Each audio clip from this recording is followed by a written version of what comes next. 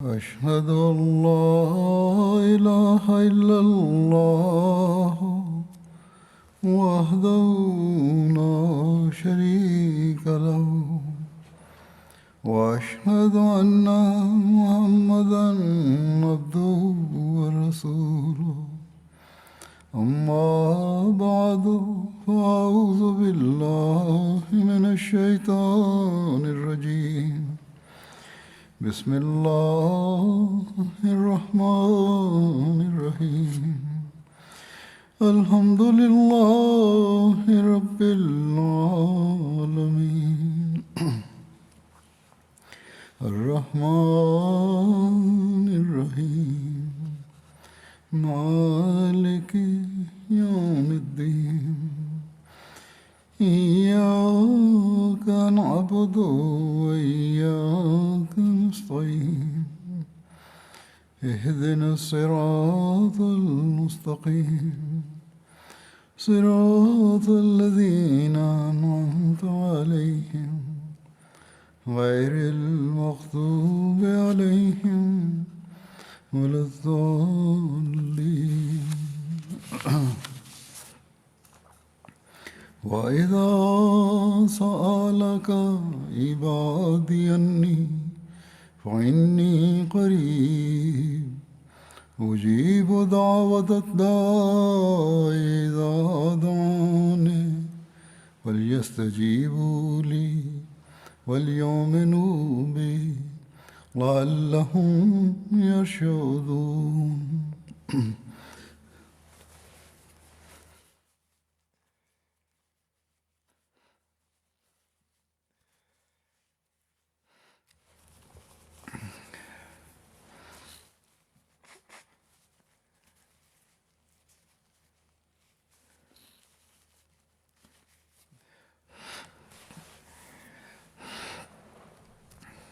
اس آیت کا ترجمہ ہے، اور جب میرے بندے تجھ سے میرے متعلق سوال کریں تو یقیناً میں قریب ہوں، میں دعا کرنے والے کی دعا کا جواب دیتا ہوں جب وہ مجھے پکارتا ہے، بس چاہیے کہ وہ بھی میری بات پر لبیک کہیں اور مجھ پر ایمان لائیں تاکہ وہ ہدایت پائیں۔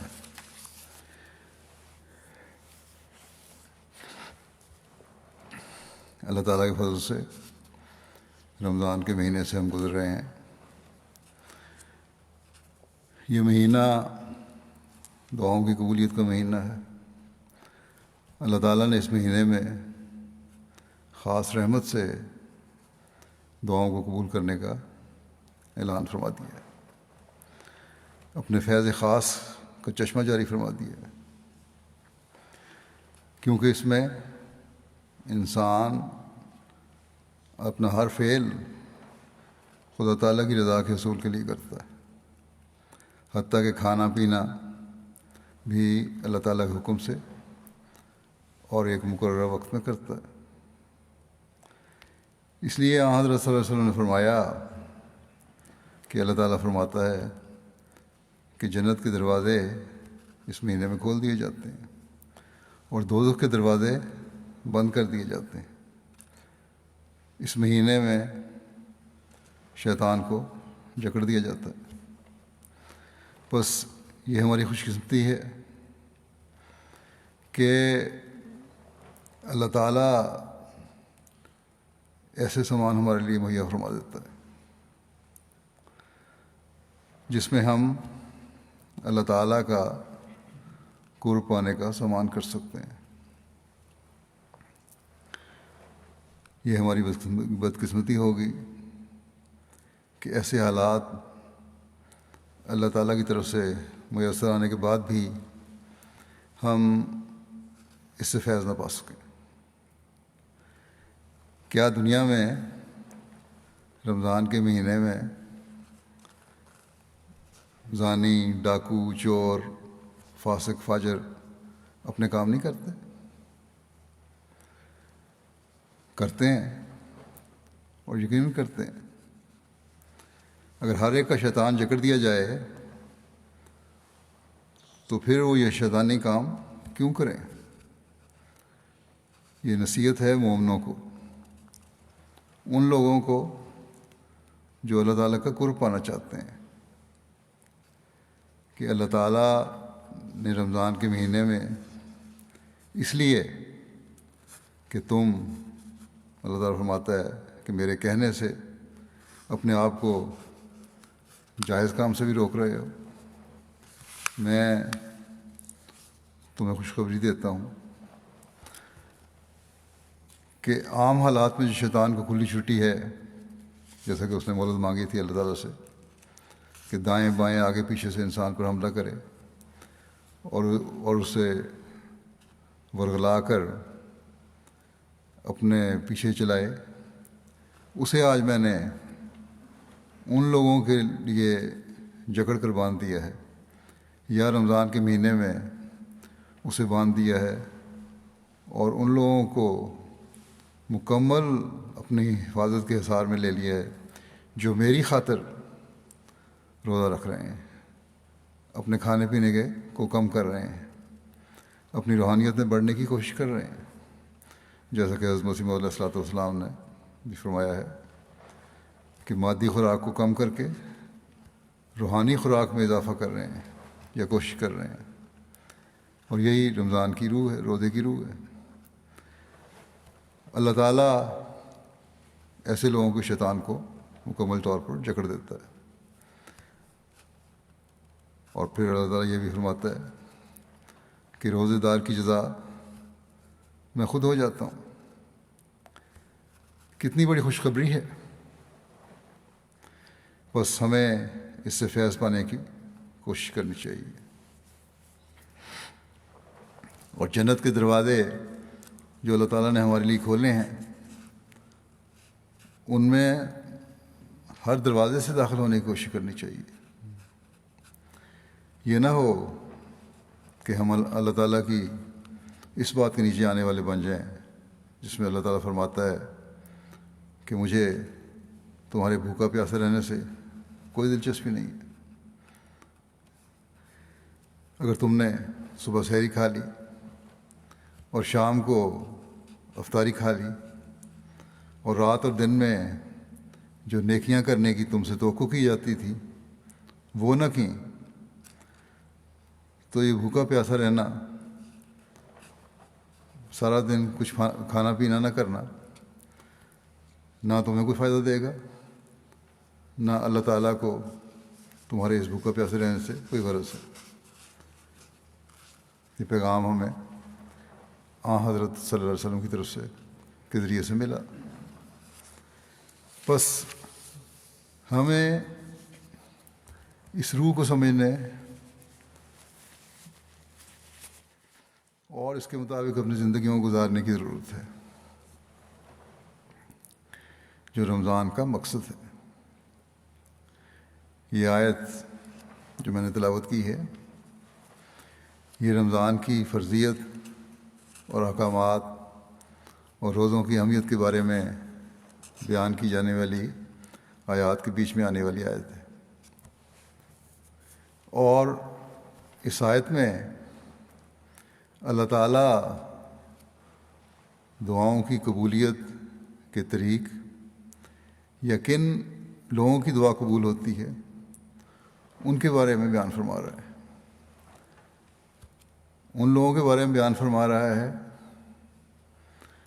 جو عباد الرحمن ہیں، عباد الرحمن بننا چاہتے ہیں، شیطان کے چنگل سے نکلنا چاہتے ہیں، اپنی دعاؤں کی قبولیت کے نظارے دیکھنا چاہتے ہیں۔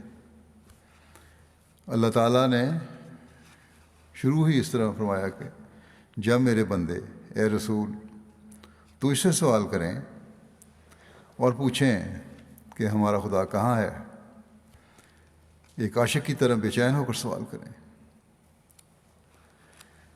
اللہ تعالیٰ کو پانے کے لیے ہر کوشش کرنے کا بے چینی سے اظہار کریں، تو اللہ تعالیٰ فرماتا ہے ان سے کہہ دو گھبراؤ نہیں، تمہارے قریبی ہوں میں۔ بس پہلی بات یہ شرط تو اللہ تعالیٰ نے اپنے پانے کے لیے اللہ تعالیٰ کا بندہ بننے کی لگا دی۔ اگر انسان خدا تعالیٰ کا بندہ بننے کا حق ادا کرنے والا بن جائے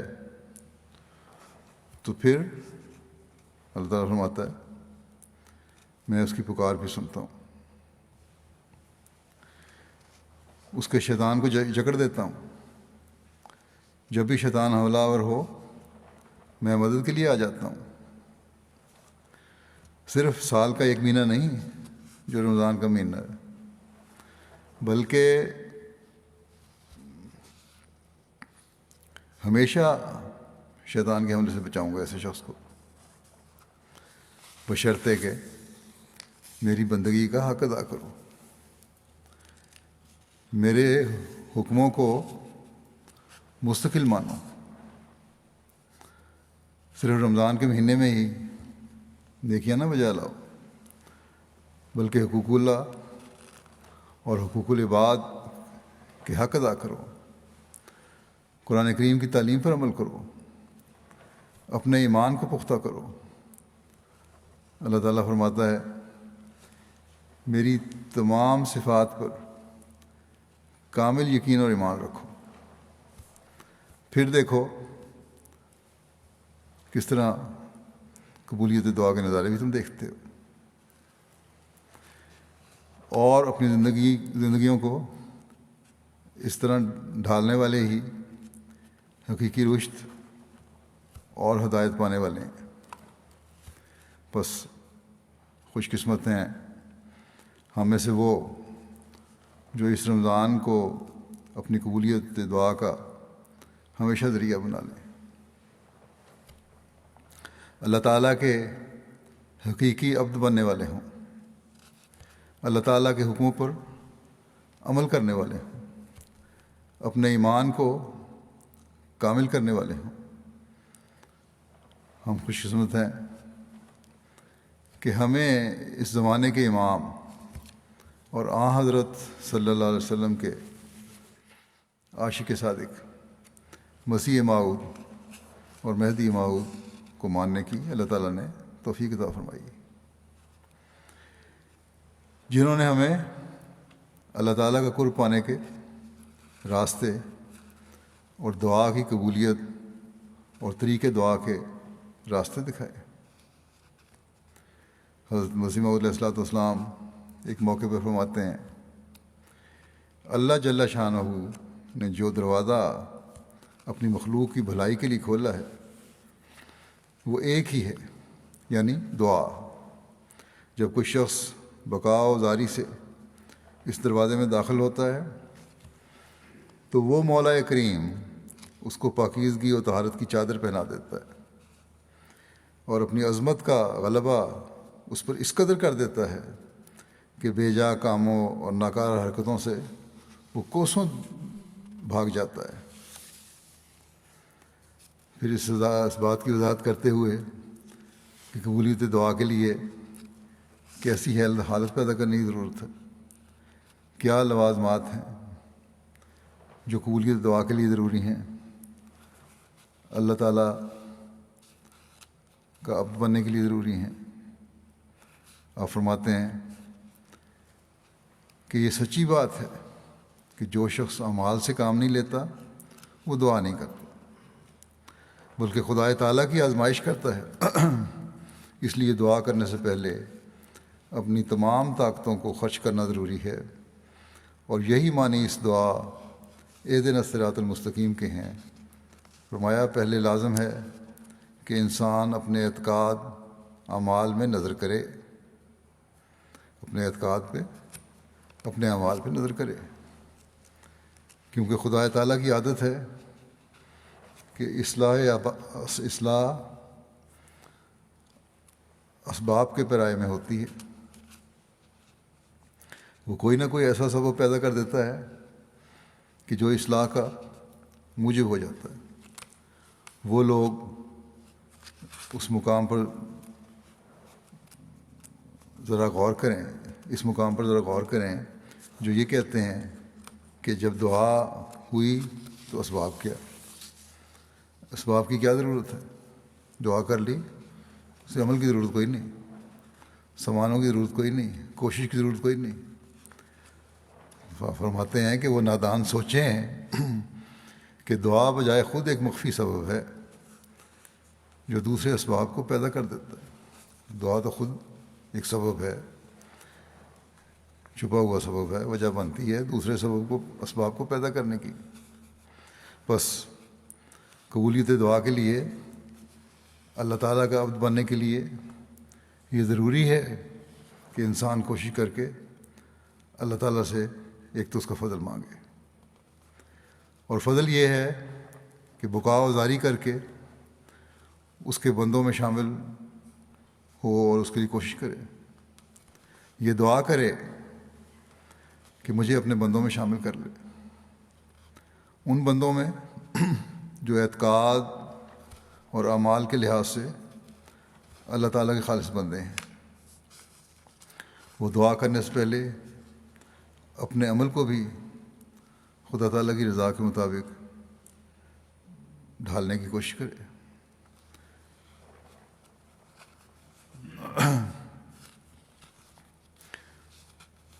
اور ان بندوں میں شامل ہو جن کے ایمان غیر متزلزل ہیں، پکے اور مضبوط ہیں۔ وہ اس بات پر یقین رکھتے ہیں کہ اللہ تعالیٰ میں یہ طاقت ہے کہ وہ مٹی کے ذرے کو بھی سونا بنا سکتا ہے۔ وہ یہ طاقت رکھتا ہے کہ انتہائی بگڑے ہوئوں کو بھی اپنے عباد میں شامل کر لے، ان کو اپنے راستے دکھائے، اور پھر وہ خدا تعالیٰ کی طرف چلنے والے راستوں پر ہی چلنے والے بن جائیں۔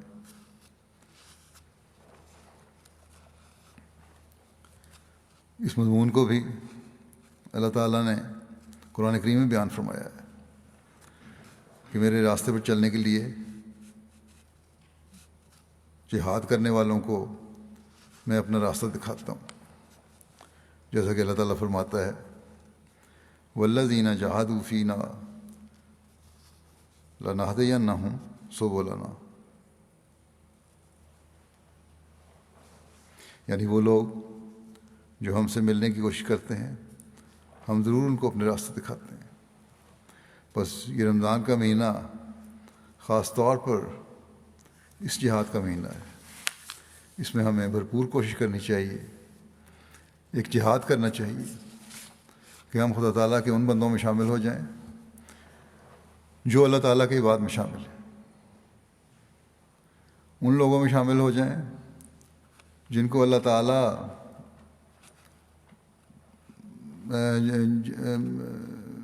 جن کے اللہ تعالیٰ قریب ہے، ان لوگوں میں شامل ہو جائیں جن کی دعائیں اللہ تعالیٰ سنتا ہے،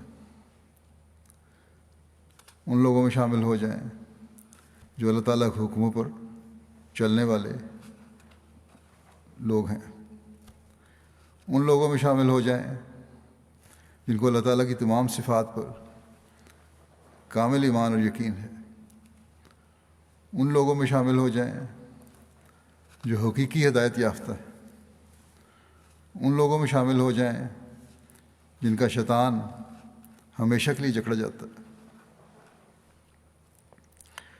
لیکن جیسا کہ اللہ تعالیٰ کے فرمان سے ظاہر ہے، اس کے لیے پہلے ہمیں جہاد کی ضرورت ہے، اپنی حالتوں کو اللہ تعالیٰ کی رضا کے مطابق بنانے کی ضرورت ہے۔ اس بارے میں حضرت مسیح علیہ السلام نے مختلف مواقع پر ہماری رہنمائی فرمائی، مختلف زاویوں سے رہنمائی فرمائی۔ چنانچہ ایک جگہ آپ فرماتے ہیں بھلا یہ کیوں کر ہو سکے کہ جو شخص نہایت لاپرواہی سے سستی کر رہا ہے وہ ایسا ہی خدا کے فیض سے مستفیض ہو جائے جیسے وہ شخص کہ جو تمام عقل اور تمام زور اور تمام اخلاص سے اس کو ڈھونڈتا ہے۔ اسی کی طرف ایک دوسرے مقام میں بھی اللہ تعالیٰ نے اشارہ فرمایا ہے، اور وہ یہ ہے کہ وَالَّذِينَ جَاهَدُوا فِينَا لَنَهْدِيَنَّهُمْ سُبُلَنَا، یعنی جو لوگ ہماری راہ میں کوشش کرتے ہیں ہم ان کو بھی ضرور اپنی راہیں دکھلا دیا کرتے ہیں۔ بس واضح فرما دیا کہ لاپرواہی اور سستی دکھانے والے کے لیے ممکن نہیں کہ خدا تعالیٰ اس کو بھی ان لوگوں میں شامل کر لے جو اپنی تمام تر طاقتوں اور صلاحیتوں کے ساتھ خدا تعالیٰ کا قرب پانے کی کوشش کرتے ہیں، ایک جہاد کرتے ہیں۔ لوگ سوال کرتے ہیں، خطوں میں مجھے لکھ دیتے ہیں کہ ہم نے بہت دعا کی ہے لیکن اپنے مقصد میں کامیاب نہیں ہو سکے۔ بس جو یہ کہتے ہیں وہ غلط ہے، اللہ تعالیٰ غلط نہیں۔ جس کو انسان اپنی طرف سے بہت دعا کا معیار سمجھ رہا ہوتا ہے، ہو سکتا ہے اللہ تعالیٰ کے نزدیک اس میں ابھی کمی ہو اور ابھی اسے مزید جہاد کی ضرورت ہو۔ پھر اپنے طریقے دعا کو بھی دیکھنے کی ضرورت ہے۔ حضرت مسیح علیہ السلام بھی فرما رہے ہیں کہ جو شخص اپنی تمام عقل اور تمام زور اور تمام اخلاص کے ساتھ اسے ڈھونڈ رہا ہے، اللہ تعالیٰ فرماتا ہے ہم اسے بھی ضرور اپنی راہیں دکھلا دیا کرتے ہیں۔ بس ہمیں دیکھنا ہوگا کہ ہم نے اپنی عقل کے مطابق، اپنی تمام تر صلاحیتوں کے مطابق اللہ تعالیٰ کے اس حکم پر عمل کر لیا ہے کہ فلیستجیبوا لی، کہ میری بات پر لبیک کہیں۔ اللہ تعالیٰ کے حکموں پر مکمل عمل کرنے کی کوشش کر رہے ہیں ہم۔ تمام زور اس بات پر لگا دیا ہے کہ اللہ تعالیٰ کی ہر بات پر لبیک کہنا ہے،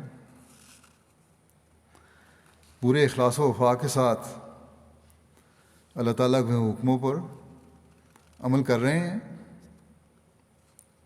اگر نہیں تو پھر ہمیں شکوہ نہیں کرنا چاہیے کہ اللہ تعالیٰ نے ہماری دعاؤں کو نہیں سنا۔ بس دعاؤں کی قبولیت کے لیے بھی پہلے اپنی حالتوں کو بدل کر خدا تعالیٰ کی طرف قدم بڑھانا ضروری ہے، جہاد کرنا ضروری ہے۔ بندے نے جہاد کی انتہا کیا کرنی ہے؟ اللہ تعالیٰ تو اپنے بندے پر اتنا مہربان ہے کہ اس کی ذرا سی کوشش کو ہی وہ اس کا جہاد سمجھ کر نواز دیتا ہے۔ اس کی رحمانیت جب ہر چیز پر حاوی ہو جاتی ہے تو پھر بندے کا جہاد بھی آسان ہو جاتا ہے، اس کو بھی آسان کر دیتی ہے۔ چنانچہ حضرت صلی اللہ علیہ وسلم فرماتے ہیں کہ جب بندہ، اللہ تعالیٰ فرماتا ہے کہ جب بندہ میری طرف ایک قدم چل کر آتا ہے تو میں 2 قدم چل کے آتا ہوں، اس کی طرف بڑھتا ہوں۔ جب وہ چل کر آ رہا ہوتا ہے میری طرف، تیز چل کے آ رہا ہوتا ہے تو میں دوڑ کر اس کی طرف آتا ہوں۔ بس خدا تعالیٰ تو ہم پر اتنا مہربان ہے، لیکن بات وہی ہے کہ اخلاص و وفا شرط ہے۔ یہ نہیں کہ رمضان میں تو دعویٰ کریں کہ ہم نمازیں پڑھیں گے، اللہ تعالیٰ کے احکامات پر عمل کریں گے، حقوق اللہ بھی ادا کریں گے اور حقوق العباد بھی ادا کریں گے، اور رمضان میں یہ کرتے بھی رہیں، لیکن رمضان گزرنے کے بعد پھر خدا تعالیٰ کو اور اس کے احکامات کو بھول جائیں۔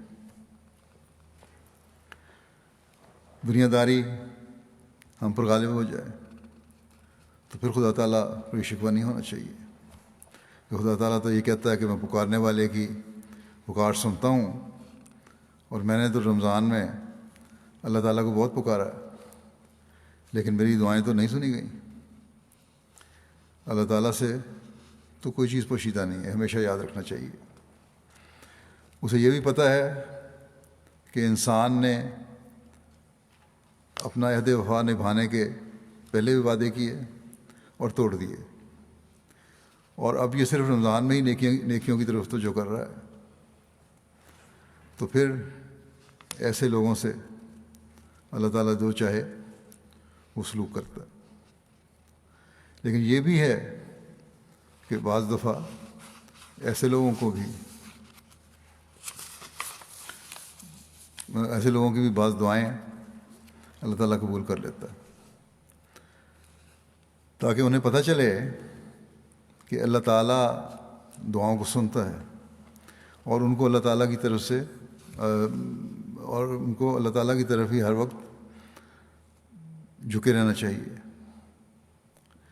بس اللہ تعالیٰ تو بندے پر ظلم نہیں کرتا، وہ تو اسے ہر وقت اپنے پیار کی آغوش میں لینے کی کوشش کرتا ہے۔ اسے تو اپنے بندے کے اپنی طرف آنے اور خالص ہو کر اس کی باتیں ماننے اس سے زیادہ خوشی ہوتی ہے جتنی ایک ماں کو اپنے گمشدہ بچے کے ملنے کی خوشی ہوتی ہے، یا جس طرح ایک مسافر کو ریگستان میں اپنے سامان سے لدے ہوئے اونٹ کے گم جانے کے بعد اس کے ملنے سے خوشی ہوتی ہے۔ بس یہ مثالیں حضرت صلی اللہ علیہ وسلم نے دے کے فرمایا کہ اللہ تعالیٰ کو تو اس طرح خوشی ہوتی ہے۔ بس یہ ہم ہی ہیں جو خدا تعالیٰ کے حق کی ادائیگی میں کوتاہی کرتے ہیں اور پھر شکوہ بھی کرتے ہیں کہ اللہ تعالیٰ نے ہماری دعائیں نہیں سنی۔ بس ہمیں اس لحاظ سے اپنے جائزے لینے چاہیے، یہ عہد کرنا چاہیے کہ ہم اس رمضان کو خدا تعالیٰ کو پانے کا ذریعہ بنائیں گے،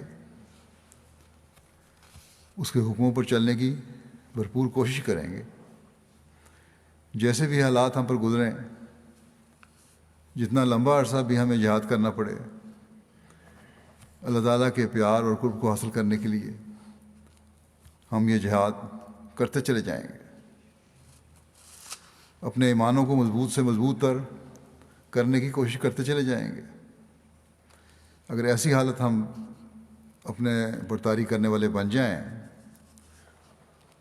تو قبولیت دعا کے معجزات بھی ہم دیکھنے والے ہوں گے۔ اور یہ باتیں نہیں بلکہ یہ مقام لوگ حاصل کرتے رہے ہیں اور کرتے ہیں اب بھی۔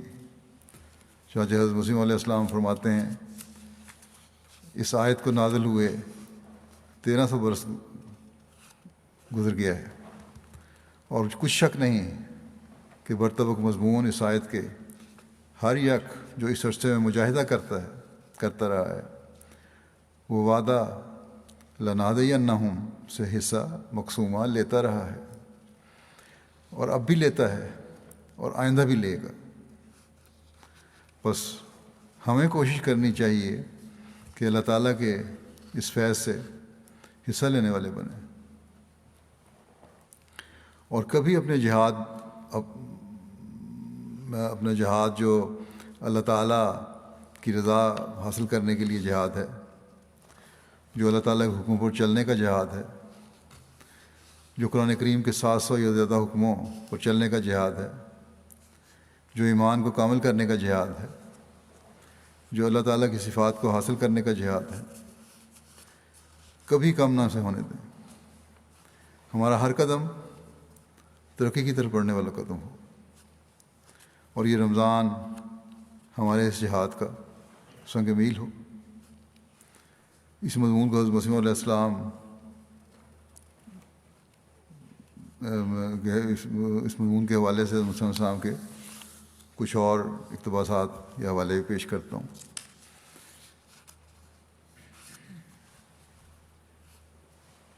یہ ایسا مضمون ہے کہ جس کو بار بار سن کر سمجھنے کی ضرورت ہے، اور اگر یہ ہماری زندگیوں کا حقیقت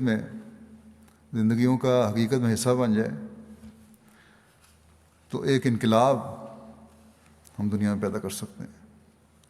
آپ فرماتے ہیں کہ جس طرح ہماری دنیاوی زندگی میں صریح نظر آتا ہے کہ ہمارے ہر ایک فعل کے لیے ایک ضروری نتیجہ ہے، اور وہ نتیجہ خدا تعالیٰ کا فعل ہے، ایسا ہی دین کے متعلق بھی یہی قانون ہے، جیسا کہ خدا تعالیٰ ان دو مثالوں میں صاف فرماتا ہے کہ الذین جاہدوا فینا لنہدینہم سبلنا فلما زاغوا ازاغ اللہ قلوبہم.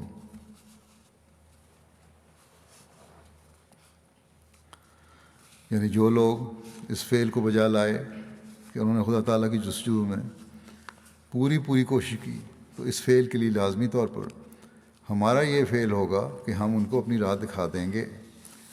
اور جن لوگوں نے کجی اختیار کی اور سیدھی راہ پر چلنا نہ چاہا، تو ہمارا فعل اس کی نسبت یہ ہوگا کہ ہم ان کے دلوں کو کج کر دیں گے. بس اس کو ایک اور زاویہ سے آپ نے پیش فرما دیا کہ اللہ تعالیٰ فرماتا ہے کہ اگر ہمارے راہ کو حاصل کرنے کے لیے تم جہاد کر کے ہمارا فیض پاتے ہو تو یاد رکھو، اس بات کو بھی یاد رکھو کہ اس کے منفی پہلو ہی ہیں کہ میری راہ پر نہیں چلو گے تو تمہارے دل ٹیڑھے ہو جائیں گے. دعاؤں کا قبول ہونا تو ایک طرف رہا، اس کے نتیجے میں اللہ کے راستے پہ نہ چلنے کے نتیجے میں تم شیطان کی گود میں گر جاؤ گے، اور شیطان کی گود میں گرا ہوا انسان پھر اپنی دنیا اور آخرت دونوں خراب کرنے والا بن جاتا ہے. بس اس ارشاد میں جہاں خوشخبری ہے وہاں اللہ تعالیٰ نے دوسری جگہ انذار بھی دے دیا ہے. پھر ایک اور جگہ وضاحت فرماتے ہوئے فرماتے ہیں کہ انسان کے دل پر کئی قسم کی حالتیں وارد ہوتی رہتی ہیں. آخر خدا تعالیٰ سعید روحوں کی کمزوری کو دور کرتا ہے اور پاکیزگی اور نیکی کی قوت بطور محبت عطا فرماتا ہے. پھر اس کی نظر میں وہ سب باتیں مکروہ ہو جاتی ہیں جو خدا تعالیٰ کی نظر میں مکروہ ہوتی ہیں، اور وہ سب راہیں پیاری ہو جاتی ہیں جو خدا تعالیٰ کو پیاری ہوتی ہیں. تب اس کو ایک ایسی طاقت ملتی ہے جس کے بعد ضعف نہیں، اور ایک ایسا جوش عطا ہوتا ہے جس کے بعد کسل نہیں، اور ایسی تقویٰ دی جاتی ہے کہ جس کے بعد معصیت نہیں، اور رب کریم ایسا راضی ہو جاتا ہے جس کے بعد خطا نہیں، مگر یہ نعمت دیر کے بعد عطا ہوتی ہے. اول انسان اپنی کمزوریوں سے بہت سی ٹھوکریں کھاتا اور اسفل کی طرف گر جاتا ہے، مگر آخر اس کو صادق پا کر طاقت بالا کھینچ لیتی ہے، یعنی اللہ تعالیٰ کی طاقت اسے اپنی طرف کھینچتی ہے. اسی کی طرف اشارہ ہے جو اللہ جل شانہ فرماتا ہے والذین جاہدوا فینا لنہدینہم سبلنا، یعنی عربی میں آپ فرماتے ہیں کہ نثبتہم علی التقوی والایمان ونہدینہم سبل المحبت والعرفان وسنیسرہم لفعل الخیرات وترک العصیان. یعنی ہم ان کو تقوی اور ایمان پر ثابت قدم کر دیں گے، اور ضرور انہیں محبت اور معرفت کے راستوں کی ہدایت دیں گے، اور انہیں نیک اعمال بجا لانے اور معصیت کو ترک کرنے کی توفیق دیتے رہیں گے. جیسا کہ میں نے کہا تھا، حضرت مسیح علیہ الصلوۃ والسلام نے والذین جاہدوا فینا کے حوالے سے ہمیں مختلف پیرائے میں نصائح فرمائیں اور علم و عرفان کے دروازے کھولنے. اس حوالے سے میں جو بیان ہوا ہے، انسانی فطرت کا نقشہ کھینچ کر تفصیل بیان فرمائی کہ انسان ایک حالت پر مستقل قائم نہیں رہ سکتا، اتار چڑھاؤ انسان کی طبیعت میں آتا رہتا ہے. لیکن جو سعید فطرت ہے وہ اپنی کمزوری کی حالت سے بھی سبق حاصل کرتا ہے، توبہ استغفار کرتا ہے، اللہ تعالیٰ کے آگے جھکتا ہے، اور اپنی کمزوری پر شرمندہ ہو کر پھر اللہ تعالیٰ کی تلاش میں جہاد کے لیے کھڑا ہو جاتا ہے. تو پھر اللہ تعالیٰ کی محبت جوش میں آتی ہے، اس کی بخشش جوش میں آتی ہے، اور وہ اپنے بندے کی طرف دوڑ کر آتا ہے اور اسے پاکیزگی اور نیکی کی قوت عطا فرماتا ہے. اور جب انسان میں اللہ تعالیٰ کے فضل سے پاکیزگی اور نیکی کی قوت پیدا ہو جاتی ہے تو پھر اس کا ہر فعل خدا تعالیٰ کی رضا کو حاصل کرنے والا بن جاتا ہے. ہر قسم کی کمزوری اور سستی سے وہ پاک ہو جاتا ہے. وہ تقویٰ پر چلنے والا بن جاتا ہے اور گناہوں سے بچایا جاتا ہے. اللہ تعالیٰ کی ایسی رضا حاصل کرنے والا ایسا انسان بن جاتا ہے کہ پھر اس سے ایسی غلطیاں سرزد ہی نہیں ہوتی جو خدا تعالیٰ کو ناراض کرنے والی ہوں. آپ صلی اللہ علیہ وسلم نے آپ علیہ السلام نے فرمایا، لیکن یاد رکھو کہ اس حالت کو حاصل کرنے کے لیے مستقل مزاجی سے محنت کرنی پڑتی ہے. عارضی محنت نہیں، مستقل محنت کی ضرورت ہے. اور پھر یہ نیکیاں اور دعاؤں کی قبولیت کے نظارے زندگی کا حصہ بن جاتے ہیں. پھر ایک جگہ فرماتے ہیں کہ جو ہماری راہ میں مجاہدہ کرے گا ہم اس کو اپنے راہیں دکھلا دیں گے. یہ تو وعدہ ہے، فرمایا یہ تو وعدہ ہے. اور ادھر یہ دعا بھی سکھا دی ہمیں کہ اہدنا الصراط المستقیم. سو انسان کو چاہیے کہ اس کو مد نظر رکھ کر نماز میں بے الہا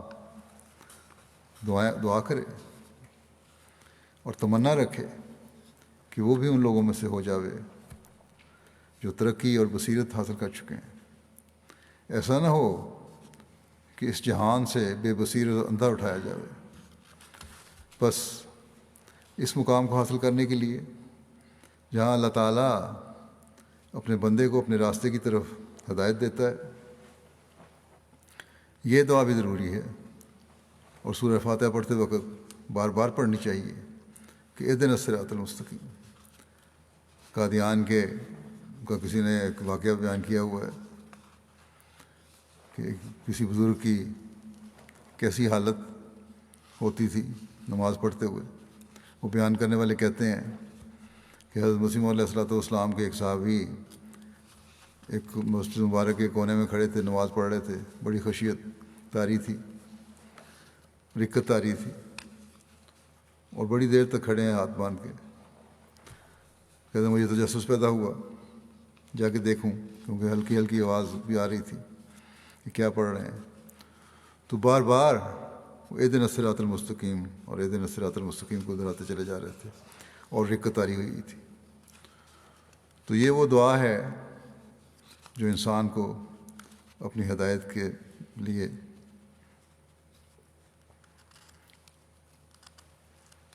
بہت پڑھنی چاہیے. پھر حضرت اقدس مسیح علیہ السلام فرماتے ہیں خدا تعالیٰ کا یہ سچا وعدہ ہے کہ جو شخص صدق کے دل اور نیک نیتی کے ساتھ اس کی راہ کی تلاش کرتے ہیں وہ ان پر ہدایت اور معرفت کی راہیں کھول دیتا ہے. جیسا کہ اس نے خود فرمایا ہے والذین جاہدوا فینا لنہدینہم سبلنا. یعنی جو لوگ ہم میں سے ہو کر مجاہدہ کرتے ہیں ہم ان پر اپنی راہیں کھول دیتے ہیں. ہم میں سے ہو کر سے یہ مراد ہے کہ محض اخلاص اور نیک نیتی کی بنا پر خدا جوئی اپنا مقصد رکھ کر لیکن یہ مجاہدہ کرتے ہیں صرف کہ خدا کو ہم نے پانا ہے. وہ خاص مقصد دنیا داری کا مقصد نہیں ہوتا، اصل چیز خدا کا مقصد ہے، اخلاص کے ساتھ خدا کو پانا مقصد ہے. لیکن فرمایا کہ لیکن اگر کوئی استہزاء اور ٹھٹھے کے طریق پر آزمائش کرتا ہے وہ بدنصیب اور محروم رہ جاتا ہے.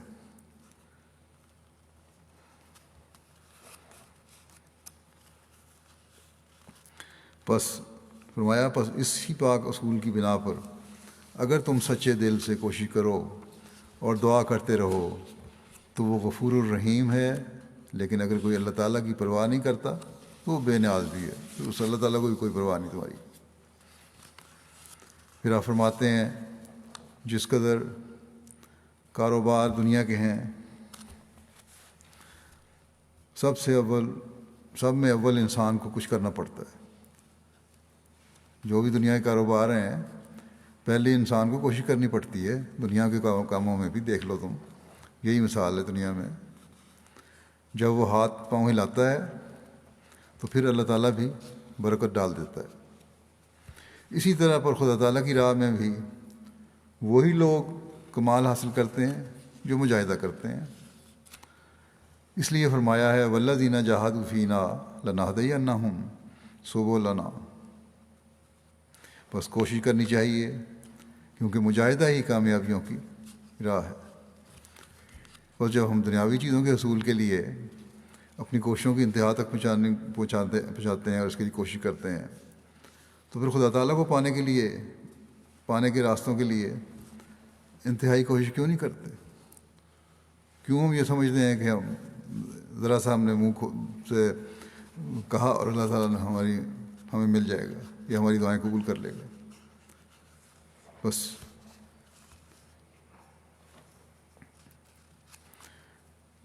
یہاں پھر وہی بات آ گئی کہ جو لوگ کہتے ہیں کہ ہماری دعائیں قبول نہیں ہوتی، وہ پہلے اپنے جائزے لیں۔ یہ نہیں ہو سکتا کہ اللہ تعالیٰ کو پانے کے لیے تن آسانی ہو اور دنیاوی چیزوں کو حاصل کرنے کے لیے محنت کے اصول کو سامنے رکھا جائے۔ یہ اصول پھر ہر جگہ چلے گا۔ حضرت مسیح موعود ایک اور جگہ اس بات کو بیان کرتے ہوئے کہ انسان اللہ تعالیٰ کو پانے کے لیے محنت کی ضرورت ہے، فرماتے ہیں کہ جو لوگ کوشش کرتے ہیں ہماری راہ میں انجام کر رہنمائی پر پہنچ جاتے ہیں۔ جس طرح وہ دانہ تخم ریزی کا بدوں کوشش اور آبپاشی کے بے برکت رہتا بلکہ خود بھی فنا ہو جاتا ہے، اسی طرح تم بھی اس اقرار کو ہر روز یاد نہ کرو گے اور دعائیں نہ مانگو گے کہ خدایا ہماری مدد کر، تو فضل الہی وارد نہیں ہوگا اور بغیر امداد الہی کی تبدیلی ناممکن ہے۔ بس یہ قانونی قدرت ہے۔ اللہ تعالیٰ کو پانے کے لیے بھی یہ ضروری ہے۔ جس طرح دانہ ڈال کے ایک ذمہ دار بیٹھا نہیں رہتا، اسی طرح یہاں بھی انسان کو صرف یہ لے کہ میں ایمان لے آیا، میں نے مان لیا، بیٹھ جانے سے کچھ نہیں ہوگا، بلکہ کوشش کرنی ہوگی، نگہداشت کرنی ہوگی اپنے ایمان کے پودوں کی۔ پھر آپ فرماتے ہیں کہ جو شخص خدا تعالیٰ کی طرف رجوع کرے گا تو اللہ تعالیٰ بھی اس کی طرف رجوع کرے گا۔ ہاں یہ ضروری ہے کہ جہاں تک بس چلے وہ اپنی طرف سے کوتاہی نہ کرے۔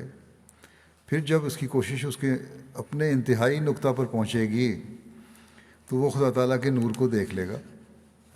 والذین جاہدوا فینا لنہدینہم سبلنا میں فرمایا کہ اس میں اس کی طرف اشارہ ہے کہ جو حق کوشش کا اس کا ذمہ ہے اسے بجا لائے، یہ نہ کرے کہ اگر پانی 20 ہاتھ نیچے کھودنے سے نکلتا ہے تو وہ صرف 2 ہاتھ کھود کر ہمت ہار دے۔ 20 فٹ یا 30 فٹ کھودنے سے پانی نکلتا ہے تو 2-4 فٹ کھود کے بیٹھ جائے کہ پانی نہیں نکلا۔ فرمایا کہ ہر ایک کام میں کامیابی کی یہی جڑ ہے کہ ہمت نہ ہارے۔ پھر اس امت کے لیے تو اللہ تعالیٰ کا وعدہ ہے کہ اگر کوئی پورے طور سے دعا اور تزکیہ نفس سے کام لے گا، سب وعدے قرآن شریف کے اس کے ساتھ پورے ہو کر رہیں گے۔ جو ہمت کے ساتھ جو پورے طور پر دعا اور تزکیہ نفس سے کام لے گا، قرآن شریف کے ساتھ وعدے پورے ہو کر رہیں گے اس کے ساتھ۔ ہاں جو خلاف کرے گا وہ محروم رہے گا، کیونکہ اس کی ذات کو یور ہے، اس نے اپنی طرف آنے کی راہ ضرور رکھی ہے لیکن اس کے دروازے تنگ بنائے ہیں۔ پہنچتا وہی ہے دو تلخیوں کا شربت پی لے ہوئے، محنت کرنی پڑتی ہے۔ لوگ دنیا کی فکر میں درد برداشت کرتے ہیں۔ فرمایا کہ لوگ دنیا کی فکر میں درد برداشت کرتے ہیں، حتیٰ کہ بعض اسی میں ہلاک ہو جاتے ہیں، لیکن اللہ تعالیٰ کے لیے ایک کانٹے کی بھی درد برداشت کرنا پسند نہیں کرتے جب تک اس کی طرف سے صدق اور صبر اور وفاداری کے آثار ظاہر نہ ہوں۔ جب یعنی بندے کی طرف سے صدق اور صبر اور وفاداری کے آثار ظاہر نہ ہوں تو ادھر سے اللہ تعالیٰ کی طرف سے بھی رحمت کے آثار نہیں ظاہر ہوتے. فرمایا کہ تو ادھر سے رحمت کے آثار کیسے ظاہر ہوں گے پھر؟ بس یہ ان لوگوں کے سوال کا جواب ہے جو کہتے ہیں پھر وہی بات کہ ہم نے بہت دعا کی اور قبول نہیں ہوئی. گویا وہ خدا تعالیٰ کو پابند کر رہے ہیں کہ ہم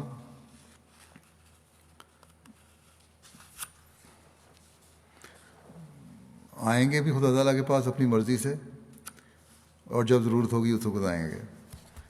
اور خدا تعالیٰ نعوذ باللہ ہمارا پابند ہے کہ ہم جو کہیں اور جیسا چاہیں وہ ہماری دعا قبول بھی کر لیں. لیکن یہ بات تو وہ دنیا کے قانون اور تعلقات میں بھی دیکھتے ہیں، جیسا کہ انہوں نے فرمایا ایسا نہیں ہوتا. پھر خدا تعالیٰ کے معاملے میں یہ توقع کیوں ہے کہ جو جس طرح ہم چاہیں وہ ہو جائے اور بغیر محنت کے ہو جائے؟ بس یہاں یہی فرمایا کہ خالص ہو کر اللہ تعالیٰ کی طرف سے آؤ تو پھر دیکھو اس کے پیار کے نظارے. پھر آپ فرماتے ہیں یاد رکھنا چاہیے کہ ایمان بغیر اعمال کے ایسا ہے جیسے کوئی باغ بغیر انہار کے، نہروں کے بغیر، پانی کے بغیر کوئی باغ ہو. جو درخت لگایا جاتا ہے اگر مالک اس کی آبپاشی کی طرف توجہ نہ کرے تو ایک دن خشک ہو جائے گا. اسی طرح ایمان کا حال ہے. والذین جاہدوا فینا، یعنی تم ہلکے ہلکے کام پر نہ رہو بلکہ اسراء میں بڑے بڑے مجاہدات کی ضرورت ہے. نفس کو بیل سے مشابہت دی گئی ہے. بس اللہ تعالیٰ جو فرماتا ہے وَلْيُؤْمِنُوا بِی، کہ مجھے پکارنے والے مجھ پر ایمان لائیں، تو ایمان یہ ہے کہ حقوق اللہ اور حقوق العباد کی ادائیگی سے اللہ تعالیٰ پر ایمان کا حق ادا کریں. اللہ تعالیٰ ایمان کے باغ کی پرورش اور نگہداشت کرنے کا اپنے بندوں کو فرماتا ہے. ہم دیکھتے ہیں اپنے گھروں میں بھی پودوں کو بھی ہم اگر باقاعدگی سے نہ دیکھیں، ان کا خیال نہ رکھیں، وہ سوکھنے لگ جاتے ہیں. پھر ایمان کے باغ کو کس طرح بغیر نگہداشت کے چھوڑ سکتے ہیں؟ پھر ایک اور زاویے سے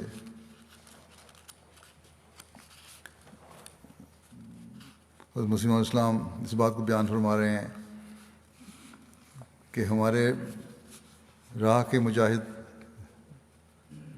پاویں گے. اللہ تعالیٰ فرماتا ہے کہ ہمارے راہ کے مجاہد راستہ پاویں گے. اس کے معنی یہ ہیں کہ اس راہ میں پیغمبر کے ساتھ مل کر جدوجہد کرنا ہوگا.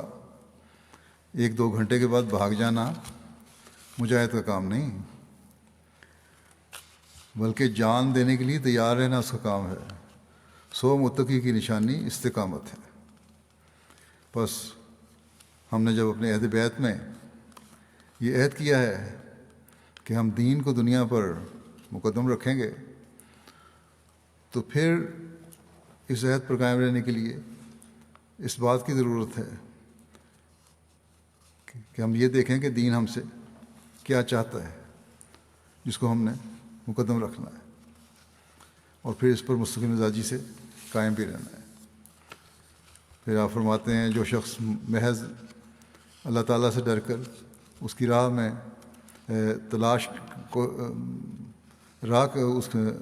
جو شخص محض اللہ تعالیٰ سے ڈر کر اس کی راہ کی تلاش میں کوشش کرتا ہے اور اس سے اس امر کی گرہ کشائی کے لیے دعائیں کرتا ہے، تو اللہ تعالیٰ اپنے قانون کے موافق کہ والذین جاہدوا فینا لنہدینہم سبلنا، یعنی جو لوگ ہم میں ہو کر کوشش کرتے ہیں ہم اپنی راہیں ان کو دکھا دیتے ہیں. خود ہاتھ پکڑ کر راہ دکھا دیتا ہے اور اسے اطمینان قلب عطا کرتا ہے. اور اگر خود دل ظلمت قضا اور زبان دعا سے بوجھل ہو اور اعتقاد شرک و بدعت سے ملوث ہو، اعتقاد شرک اور بدعت سے ملوث ہو، تو وہ دعا ہی کیا ہے اور وہ طلب ہی کیا ہے؟ جس پر نتائج حسنہ مرتب ہوں۔ بس ہمیں اپنے جائزے لیتے رہنا چاہیے کہ ہم اس سوچ کے ساتھ اللہ تعالیٰ کی راہوں کی تلاش کر رہے ہیں، اور کیا ہمارے دل غیر اللہ سے بالکل خالی ہو چکے ہیں۔ پھر توبہ استغفار کی طرف توجہ دلاتے ہوئے آپ فرماتے ہیں کہ توبہ استغفار وصول اللہ کا ذریعہ ہے۔ اللہ تعالیٰ فرماتا ہے والذین جاہدوا فینا لنہدینہم سبلنا، پوری کوشش سے اس کی راہ میں لگے رہو، منزل مقصود تک پہنچ جاؤ گے۔ اللہ تعالیٰ کو کسی سے بخل نہیں۔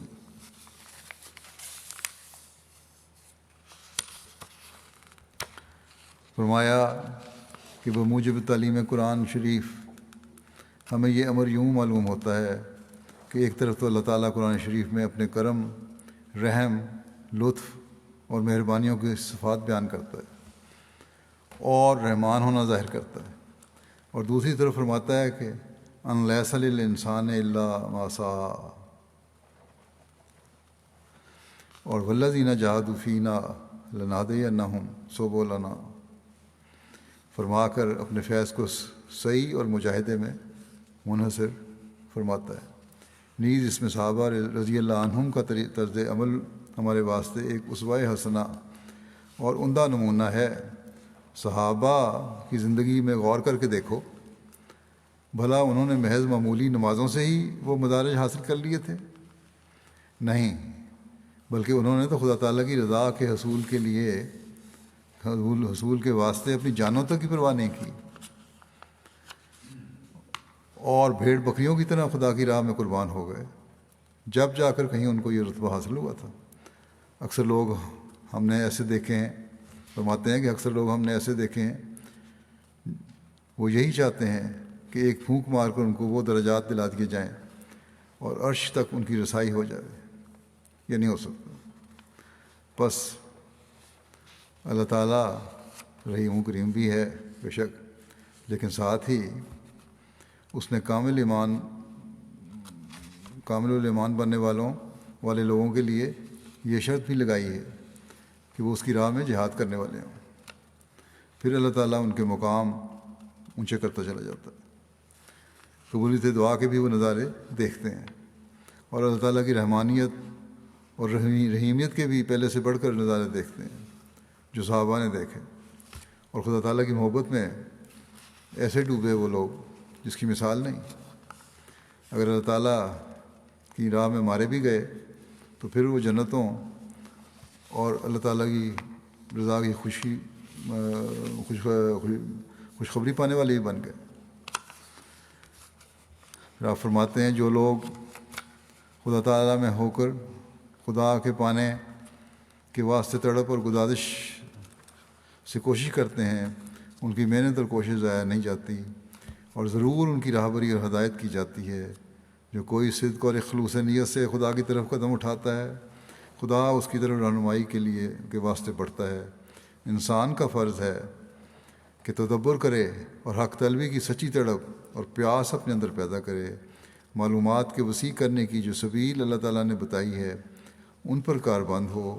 خدا بھی بے نیاز ہو جاتا ہے اس شخص سے جو خدا سے لاپرواہی کرتا ہے۔ پھر آپ فرماتے ہیں کہ اپنے نفس کی تبدیلی کے واسطے صحیح کرو، کوشش کرو، نماز میں دعائیں مانگو، صدقات خیرات سے اور دوسرے ہر طرح کے ہیلے سے والذین جاہدوا فینا میں شامل ہو جاؤ۔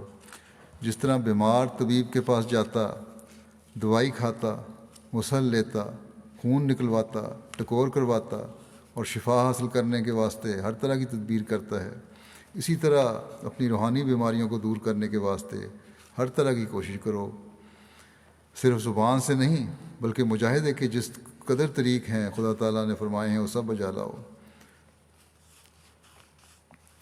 بس یہ وہ طریق ہے جس سے اللہ تعالیٰ کے پانے کے راستے کھلتے چلے جاتے ہیں، اور پھر دعاؤں کی طرف توجہ بھی دلاتے ہیں۔ آپ فرماتے ہیں کہ انسان کو چاہیے کہ اس زندگی کو اس قدر کبھی خیال کرے کہ اس سے نکلنے کے لیے کوشش کرے۔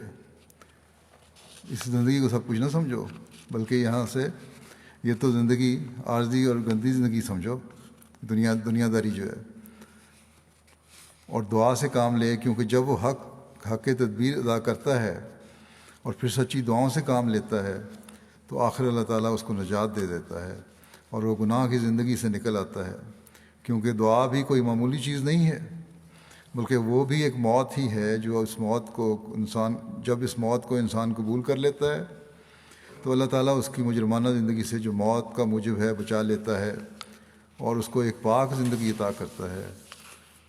فرمایا بہت سے لوگ دعا کو ایک معمولی چیز سمجھتے ہیں، سو یاد رکھنا چاہیے کہ دعا یہی نہیں کہ معمولی طور پر نماز پڑھ کر ہاتھ اٹھا کر بیٹھ گئے اور جو کچھ آیا منہ میں سے کہہ دیا۔ اس دعا سے کوئی فائدہ نہیں ہوتا، کیونکہ یہ دعا نری ایک منتر کی طرح ہوتی ہے، نہ اس میں دل شریک ہوتا ہے، نہ اللہ تعالیٰ کی قدرتوں اور طاقتوں پر کوئی ایمان ہوتا ہے۔ یاد رکھو دعا ایک موت ہے، اور جیسے موت کے وقت اضطراب اور بے قراری ہوتی ہے، اسی طرح پر دعا کے لیے بھی ویسا ہی اضطراب اور جوش ہونا ضروری ہے۔ اسی لیے دعا کے واسطے پورا اضطراب اور گزارش جب تک نہ ہو بات نہیں بنتی۔ بس چاہیے کہ راتوں کو اٹھ کر نہایت تضرع اور زاری اور ابتحال کے ساتھ خدا تعالیٰ کے حضور اپنی مشکلات کو پیش کرے اور اس دعا کو اس حد تک پہنچاوے کہ ایک موت کی سی صورت واقعہ ہو جاوے۔ اس وقت دعا قبولیت کے درجہ تک پہنچتی ہے۔ فرماتے ہیں کہ یہ بھی یاد رکھو کہ سب سے اول اور ضروری دعا یہ ہے کہ انسان اپنے آپ کو گناہوں سے پاک صاف کرنے کی دعا کرے۔ ساری دعاؤں کا اصل اور جز یہی دعا ہے، کیونکہ جب یہ دعا قبول ہو جاوے اور انسان ہر قسم کی گندگیوں اور آلودگیوں سے پاک صاف ہو کر خدا تعالیٰ کی نظر میں مطہر ہو جاوے، تو پھر دوسری دعائیں جو اس کی حاجات ضروریہ کے لیے متعلق ہوتی ہیں، یعنی انسان کی ضرورتوں کو دوسری دنیاوی ضرورتوں کے لیے ہیں، ہوتی ہیں، وہ اس کو مانگنی بھی نہیں پڑتی، وہ خود بخود قبول ہوتی چلی جاتی ہیں۔ بڑی مشقت اور محنت طلب یہی دعا ہے کہ وہ گناہوں سے پاک ہو جاوے۔ سب سے بڑی دعا یہی ہے کہ انسان اپنی دعا کرے گا گناہوں سے پاک ہو جائے اور خدا تعالیٰ کی نظر میں متقی اور راست باز ٹھہر جاوے۔ یعنی اول جو حجاب انسان کے دل پر ہوتے ہیں ان کا دور ہونا ضروری ہے۔ جب وہ دور ہو گئے تو دوسرے حجابوں کے دور کرنے کے واسطے اس قدر محنت اور مشقت کرنی نہیں پڑے گی، کیونکہ خدا تعالیٰ کا فضل اس کے شامل حال ہو کر ہزاروں خرابیاں خود بخود دور ہونے لگتی ہیں۔ اور جب اندر پاکیزگی اور طہارت پیدا ہوتی ہے اور اللہ تعالیٰ سے سچا تعلق پیدا ہو جاتا ہے تو پھر اللہ تعالیٰ خود بخود اس کا متکفل اور متولی ہو جاتا ہے، اور اس سے پہلے کہ وہ اللہ تعالیٰ سے اپنی کسی حاجت کو مانگے اللہ تعالیٰ خود اس کو پورا کر دیتا ہے۔ یہ ایک باریک سر ہے جو اس وقت کھلتا ہے، بڑا باریک راز ہے یہ، جو اس وقت کھلتا ہے یہ راز جب انسان اس مقام پر پہنچتا ہے۔ اس سے پہلے اس کی سمجھ میں آنا بہت مشکل ہوتا ہے، لیکن یہ ایک عظیم الشان مجاہدے کا کام ہے، کیونکہ دعا بھی ایک مجاہدے کو چاہتی ہے۔ جو شخص دعا سے لاپرواہی کرتا ہے اور اس سے دور رہتا ہے، اللہ تعالیٰ بھی اس کی پرواہ نہیں کرتا اور اس سے دور ہو جاتا ہے۔ جلدی اور شتاب کاری یہاں کام نہیں دیتی۔ خدا تعالیٰ اپنے فضل و کرم سے جو چاہے عطا کرے اور جب چاہے عنایت فرمائے۔ سائل کا کام نہیں ہے کہ وہ فی الفور عطا نہ کیے جانے پر شکایت کرے اور بدظنی کرے، بلکہ استقلال اور صبر سے مانگتا چلا جاوے۔ اللہ تعالیٰ ہمیں ان باتوں پر عمل کرنے کی توفیق عطا فرمائے اور اس رمضان کو ہمارے لیے اللہ تعالیٰ سے پختہ تعلق جوڑنے والا بنا دے،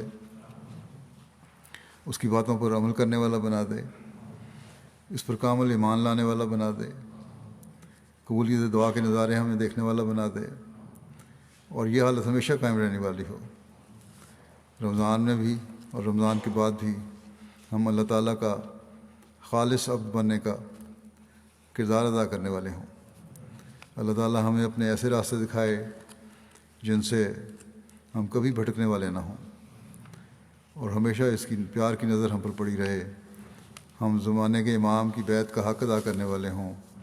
اللہ تعالیٰ کے اس انعام کو پا کر کبھی اس سے محروم رہنے والے نہ بنیں جو اس میں اللہ تعالیٰ نے ہمیں یہ انعام جو دیا ہے زمانے کے امام کو ماننے کا۔ اللہ تعالیٰ ہمارے مخالفین اور دشمنوں کی شر سے ہمیشہ ہمیں محفوظ رکھے، ہماری دعاؤں کو قبول فرماتے ہوئے دشمنوں کے شر ان پر الٹائے، جماعت کی ترقی کے سامان ہمیشہ پیدا فرماتا رہے۔ بس اس رمضان کو اپنی مقبول دعاؤں کا ذریعہ بنا لیں، اللہ تعالیٰ ہمیں اس کی توفیق عطا فرمائے۔ دنیا کے حالات کے لیے بھی دعائیں کریں، اللہ تعالیٰ دنیا کو تباہ کاریوں سے بچائے اور ان کو عقل دے کہ یہ اپنے پیدا کرنے والے خدا کو پہچاننے والے ہوں۔ جمعہ کے بعد میں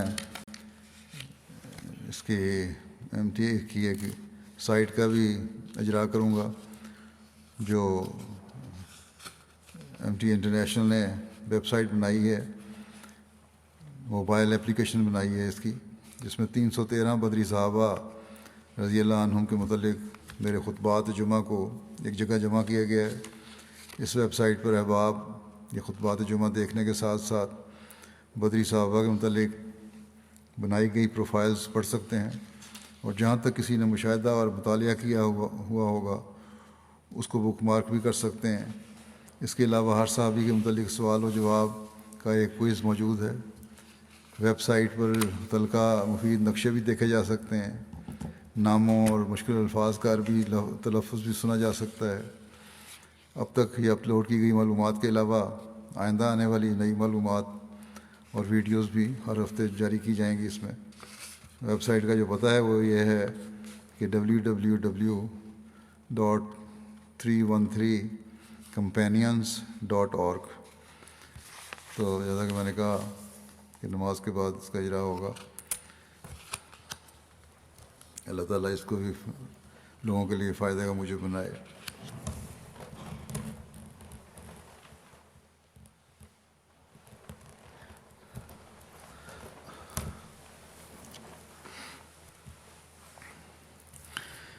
الحمد